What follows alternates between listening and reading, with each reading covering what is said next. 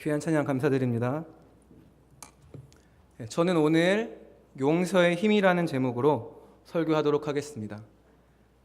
제 친구 전도사 중에 일찍 결혼한 친구가 있습니다.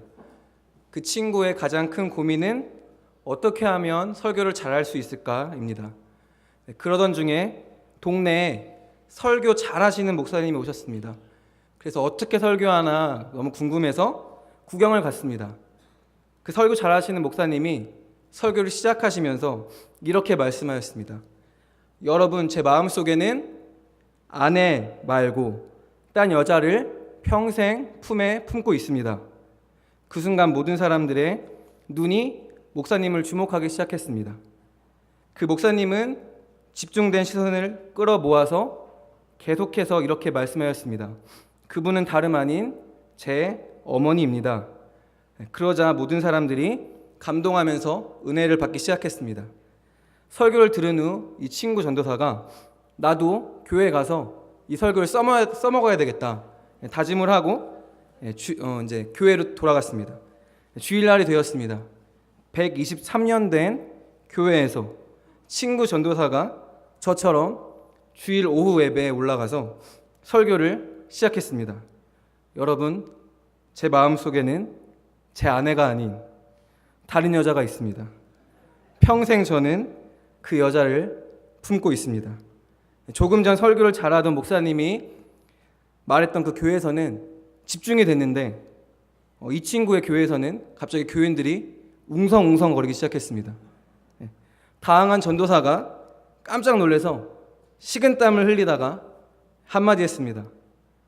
근데 그 여자가 잘 떠오르지 않습니다.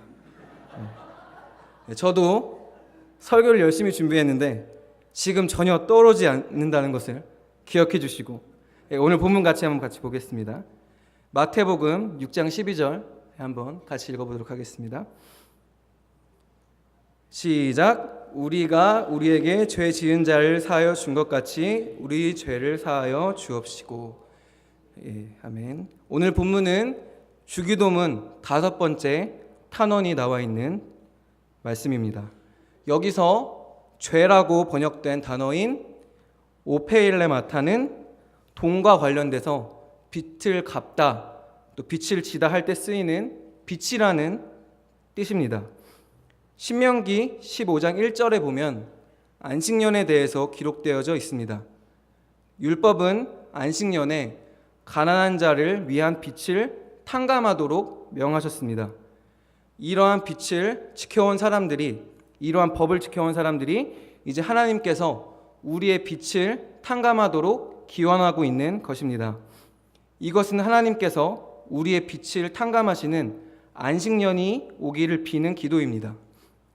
여기에서 하나님의 나라는 안식년과 같은 것으로 이해되었는데 이 시대는 죄사함이 발생하는 안식년입니다.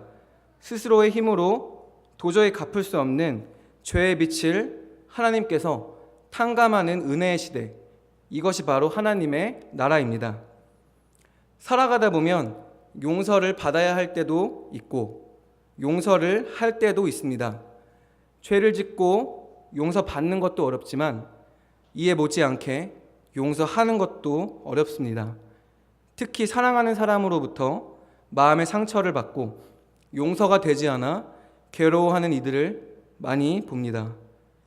용서해달라는 것 자체가 너무나 뻔뻔해 보입니다. 그러나 상처받은 사람이 살 길은 용서하는 길 뿐입니다. 용서는 감정에 의지하면 시작하지도 못합니다. 의지적인 결단과 순종으로 시작해야 합니다. 그것은 전적으로 주 예수님과의 인격적인 친밀한 관계에서 비롯됩니다.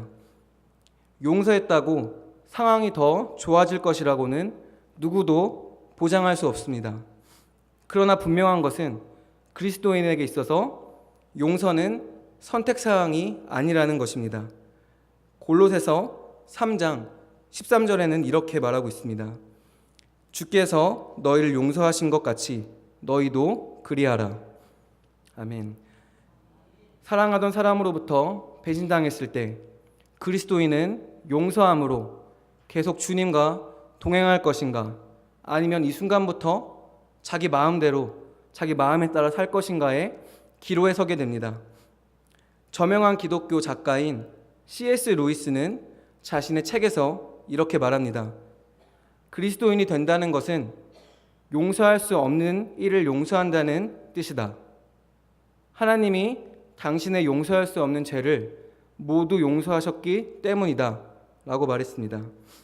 그리스도인이라면 용서하고 싶은 일과 용서하기 싫은 일을 자기가 선택할 수 없다는 것입니다. 마태복음 6장 14절부터 15절은 12절에 대한 부연 설명으로 용서의 중요성을 강조합니다. 우리는 신명기 15장 1절에 따라 가난한 자들이 빛을 탕감하여야 합니다. 그런데 예수님은 다른 사람의 죄도 용서하라고 하셨습니다. 이제 하나님으로부터 우리의 죄를 용서받는 시대가 도래하였습니다. 이러한 시대에 하나님의 용서를 맛보려면 다른 사람의 죄를 용서해야 합니다. 그렇지 않으면 도래한 하나님의 나라를 맛볼 수 없는 것입니다. 그리스도께서 우리의 죄를 용서하신 것처럼 우리도 은혜를 베풀어야 합니다. 그렇지 않으면 원한이 우리를 삼킬 것입니다. 그 원한은 그리스도인의 영혼에 독이 됩니다. 사람과의 관계에 실패하였는데 그로 인하여 하나님과의 관계마저 무너진다는 것은 너무나 끔찍한 일입니다. 원한으로 속을 끓이며 사는 것은 지옥의 고통을 겪는 것입니다. 그러므로 용서하고 싶은 마음이 생기기를 기다리면 안 됩니다. 우리가 할 일은 그냥 용서하기로 결단하는 것입니다. 말을 하고 나니 꽤 쉬운 말처럼 들리지만 실제로 용서하는 것은 정서적으로도 정신적으로도 또 신체적으로도 관계적으로도 모두 고통스러운 일입니다. 저는 2년 전에 노트북을 구매하려고 인터넷 중고 사이트를 이용했다가 사기를 당한 적이 있습니다. 젊은 여자분이셨는데 먼저 돈을 입금하면은 노트북을 보내주겠다고 하셨는데 계속 미루시다가 결국에는 연락이 안 돼서 사기를 당했습니다. 큰 돈을 사기당해 본 적이 처음이라서 충격을 받아서 그 사람이 쉽게 용서가 되지 않았습니다. 침대에 누워서 자려고만 하면은 자꾸 생각이 나서 잠이 오지 않더라고요. 한동안 그 생각이 쉽게 떨쳐지지 않아서 괴로웠습니다. 하지만 생각했습니다. 예수님이 우리를 용서하시려고 십자가에 당하신 고통에 비할 바가 아니라는 것입니다. 저는 그 이후로 마음의 평안을 되찾고 그 사람을 용서하기로 결심했습니다. 십자가의 완성은 대속입니다. 용서로 완성되는 것입니다. 우리가 먼저 주님의 사랑과 용서를 받았기 때문에 우리도 용서해야 합니다. 마가복음 11장 25절에는 이렇게 나와 있습니다. 한번 같이 읽어보도록 하겠습니다. 시작. 서서 기도할 때 아무에게나 혐의가 있거든 용서하라. 그리하여야 하늘에 계신 너희 아버지도 너희 허물을 사하여 주시리라. 아멘. 하나님의 용서와 우리의 용서 사이에 직접적인 관계가 뚜렷하게 부각되고 있긴 하지만 그것은 어디까지나 하나님의 용서가 항상 앞서 우위에 있다는 것을 기본 전제로 하고 있습니다.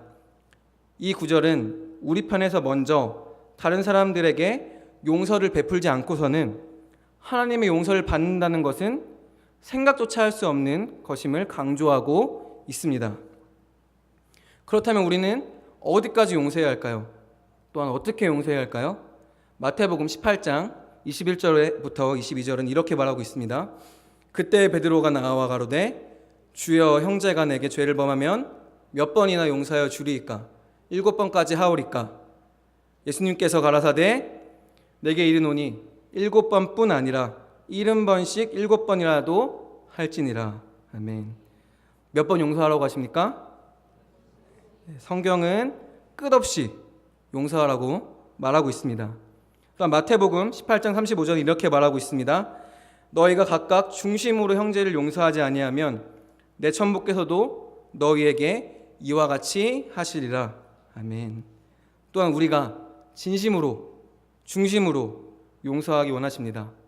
순종하는 마음으로 용서의 말을 건네는 순간 전혀 화가 풀어지지 않았음을 느낄 수도 있습니다. 용서가 감정으로 느껴지지 않는 것입니다. 그때 우리는 용서와 우리의 감정이 일치하게 해달라고 하나님께 기도해야 합니다. 주님, 저를 도와주세요. 제 마음과 생각을 빚어주세요. 주께로 더 가까이 이끌어주세요. 주님처럼 사랑하도록 도와주세요. 용서의 경험은 우리가 원해서 할 수 있는 경험이 아닙니다. 그러나 하나님은 용서하는 경험을 통해 우리를 이전보다 또한 어느 때보다 그분께로 더 가까이 이끄십니다. 용서의 사건을 통하여 우리의 영혼이 가장 크게 자라나게 됩니다. 단순히 깨어진 관계의 회복만이 아니라 하나님과 그분의 선하심, 신실하심, 은혜에 대하여 수많은 교훈을 배우게 됩니다. 용서할 수 없을 것 같은 사람을 용서하는 과정을 통과하지 않은 사람은 주님과 하나 되는 성숙함에 이를 수 없습니다. 이것이 바로 용서의 힘입니다. 초대교회에는 처음부터 핍박이 있었습니다. 그래서 예수님을 배신하고 떠나는 이들이 많이 생겼습니다. 이 배신자들을 어떻게 해야 할지 초대교회의 큰 골칫거리고 문제였습니다. 그때 초대교회에 복음서가 들어왔습니다. 거기에는 제자들이 예수님을 배신한 기록들이 기록되어져 있었습니다. 그리고 그들을 끝까지 따라오시며 다시 세우시는 주님의 사랑이 기록되어 있었습니다. 그래서 초대교회가 배신자들을 다시 교회로 받아들일 수 있었습니다. 그 후 초기와 비교할 수 없는 대핍박이 일어났을 때 교인들은 담대하게 핍박에 맞섰습니다. 엄청난 순교자들이 일어났습니다. 실패자였던 자신들을 받아준 은혜의 경험이 이제는 순교의 갈망으로 나아가게 하였던 것입니다. 이것이 바로 초대교회의 강력함이었습니다. 이런 일은 교리 훈련이나 또 율법적인 생활로 가능할 수 없습니다. 교리로는 배신자를 받아들일 수 없습니다. 오직 주님과의 인격적이고 친밀한 교제를 통하여만 가능한 일이었습니다. 이젠 용서하시기 바랍니다. 용서에 힘이 있습니다. 주님은 용서하는 일을 우리 혼자 겪지 않게 하십니다. 우리가 용서를 결단할 때 주님은 여러 가지 방법으로 그분이 우리와 함께 하심을 보여주시며 그분이 치유와 화해의 주님이심을 알려주십니다.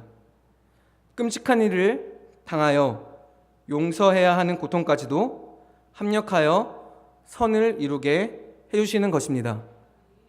할렐루야. 네. 마지막으로 제 얘기를 하나 더 하자면 제가 또 얼마 전에 2년 정도 됐는데 교회에서 축구를 하다가 겨울에 얼굴에 공에 맞는 경험을 하게 됐습니다. 아시는 분 아시겠지만 제가 한때 눈이 빨개져가지고서 다녔던 때가 있습니다. 그렇게 공이 아프고 강력한 줄 이전에는 몰랐습니다. 공을 맞고 응급실에 실려가니 눈에 있는 뼈가 다 부러지고 잘못하면 실명할 수도 있다는 의사의 말을 들었습니다. 그전엔 정신이 없었지만 그 말을 듣고 나서 저에게 공을 찼던 사람이 괘씸해졌습니다. 사과의 연락이라도 한 번 할 줄 알았지만 아무런 연락도 없었습니다. 그때도 저는 예수님을 생각했습니다. 주님을 생각하면서 주님의 고통을 내 몸에 새기는 마음으로 그분을 용서해야 되겠다고 생각했습니다.